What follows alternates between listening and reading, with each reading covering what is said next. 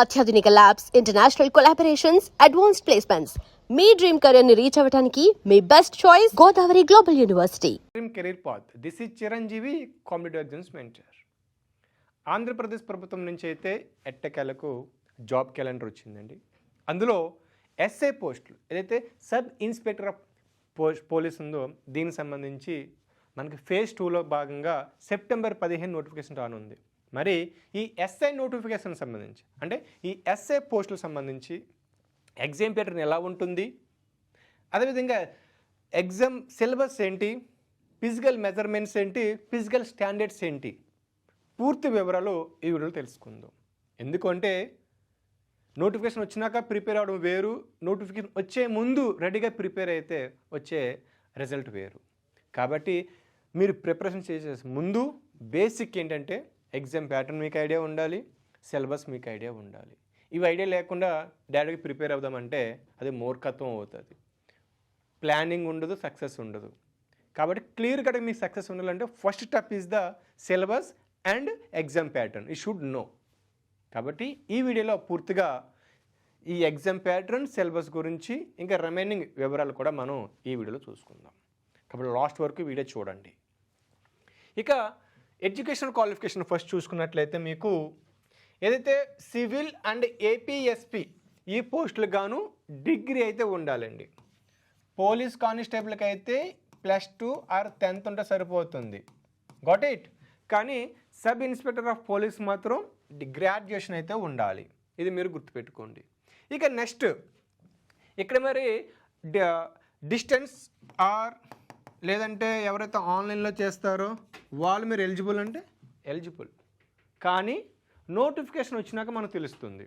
అఫీషియల్గా మనకు September 5th notification రానుంది కాబట్టి అందులో మెన్షన్ చేస్తారు ఎవరెవరు అర్హులు అనేది.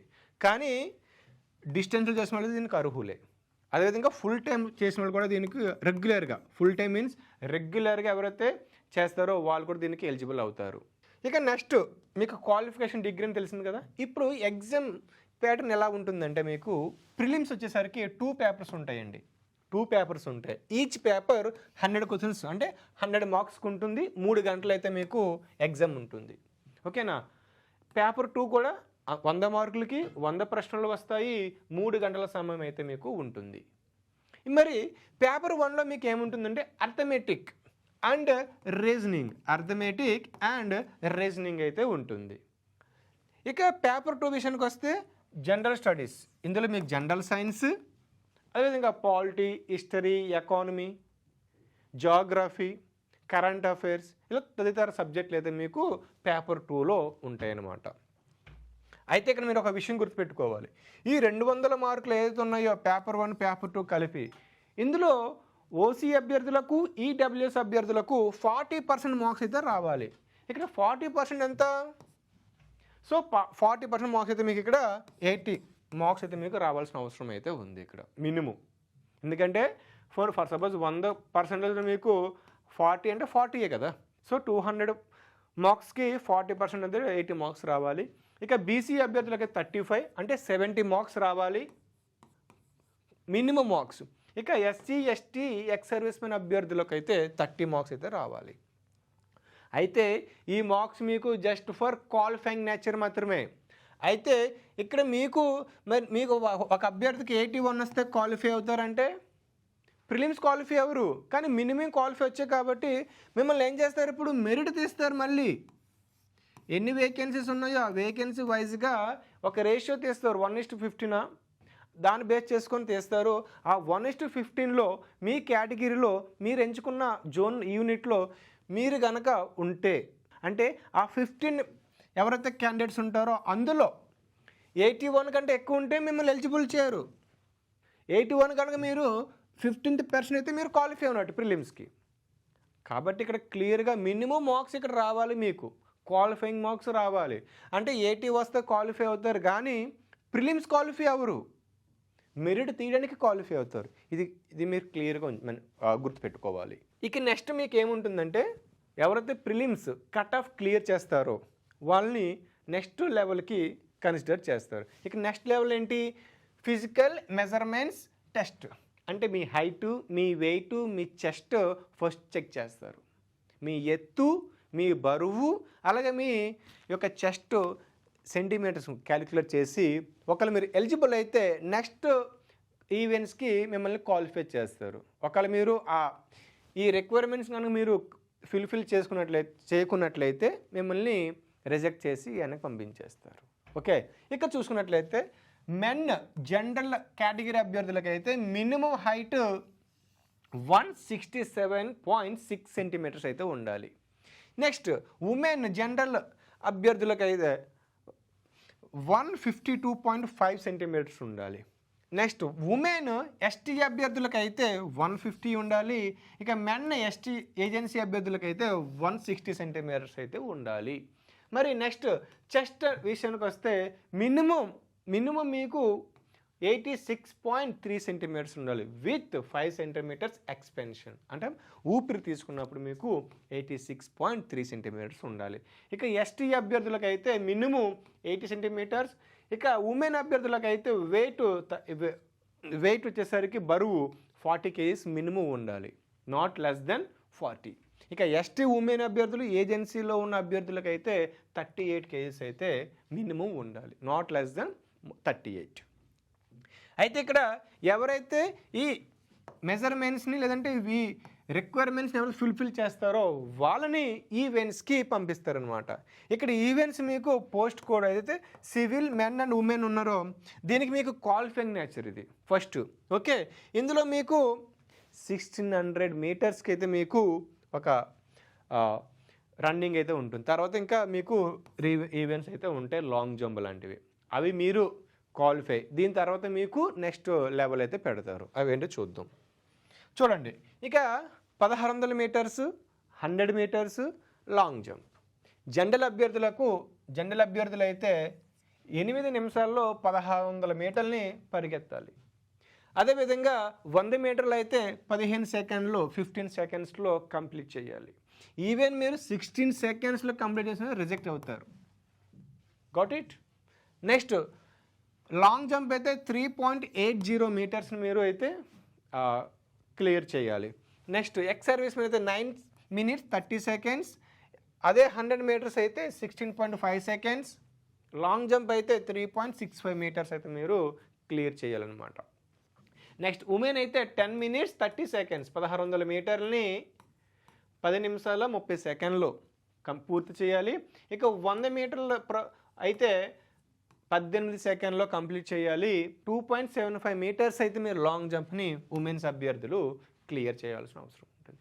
ఎవరైతే ఇవి క్వాలిఫై అవుతారో ఆ తర్వాత మీకు ఏంటంటే పోస్ట్ కోడ్ 13 ఏదవుతుందో దీనికైతే మెన్ వాళ్ళకి ఇది క్వాలిఫైయింగ్ అండి మీకు.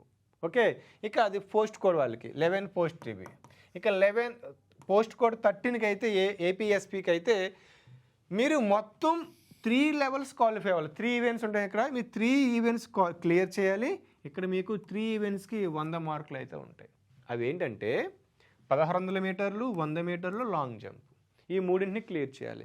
1600 మీటర్లు అయితే 8 నిమిషాలు, సేమ్ ఇక్కడలాగే ఇక్కడ కూడా మీకు టైమింగ్స్ అయితే ఉంటాయి.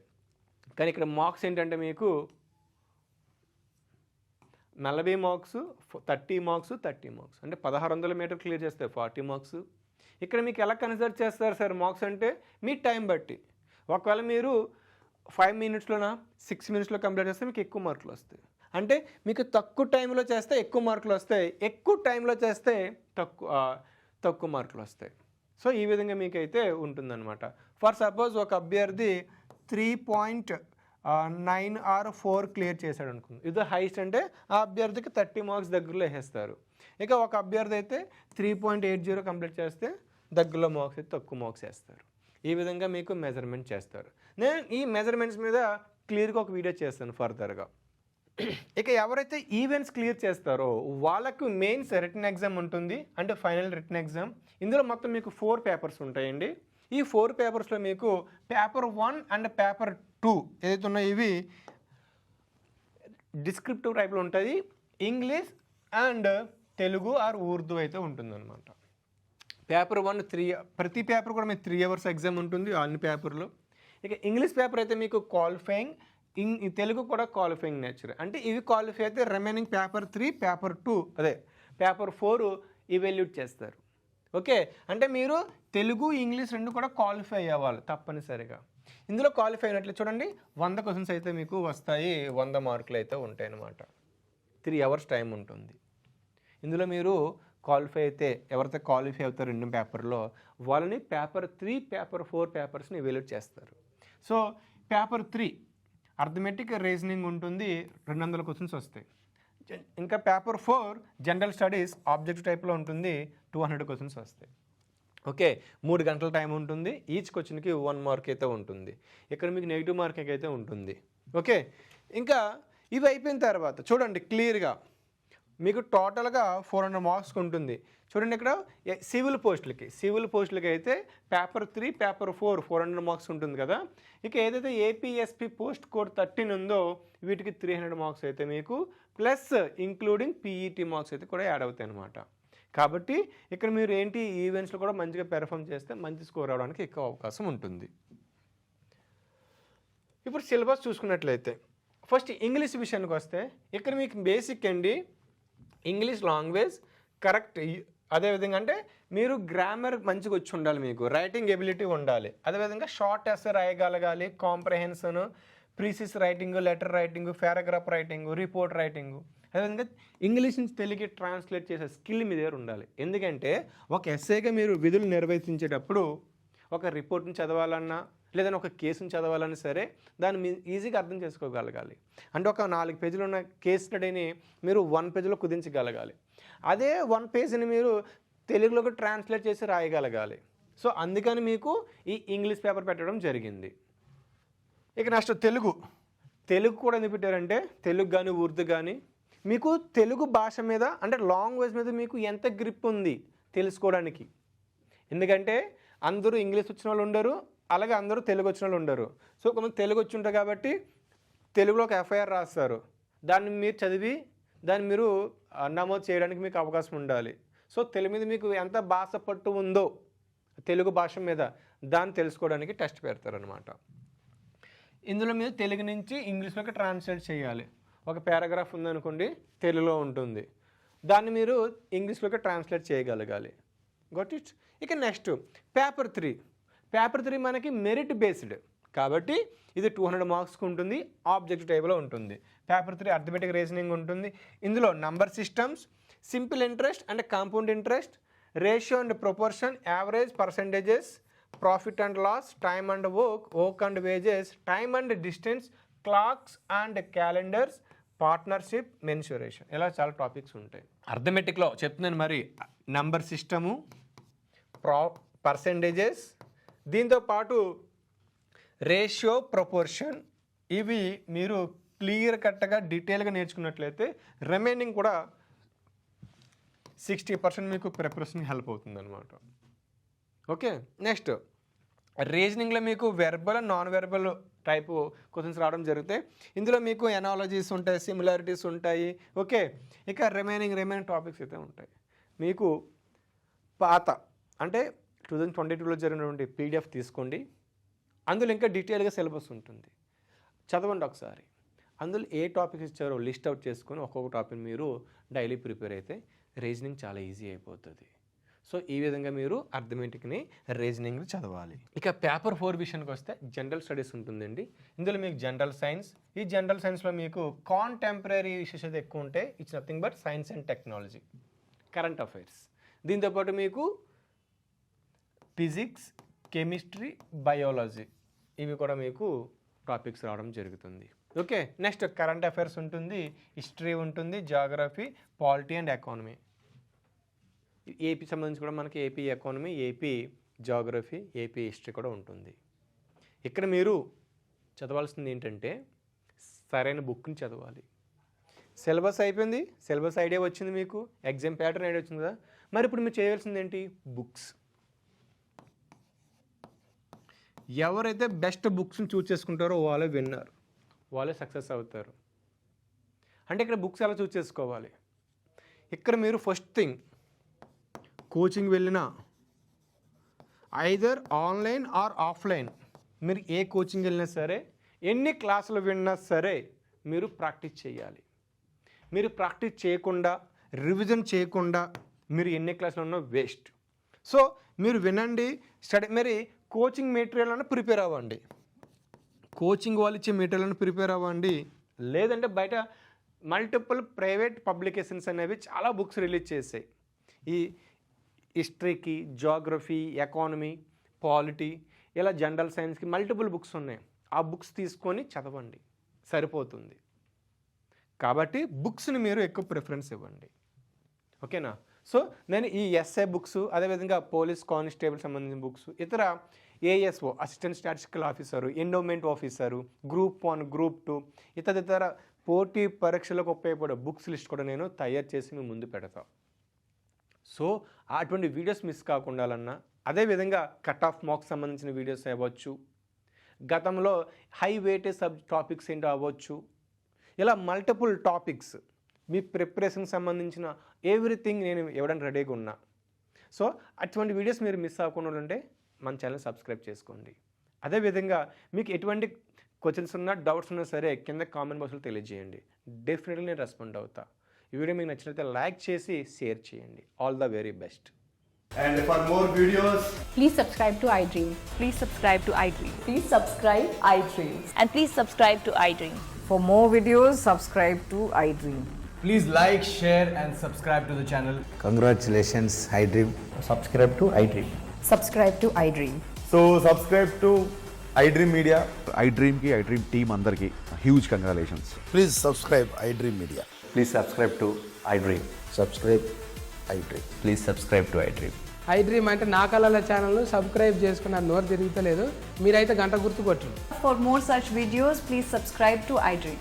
Subscribe to iDream. Please subscribe to iDream. Please subscribe iDream Media. Please do subscribe to iDream. Please subscribe to iDream Media. For best entertainment and information, please subscribe iDream. And don't forget to subscribe to iDream.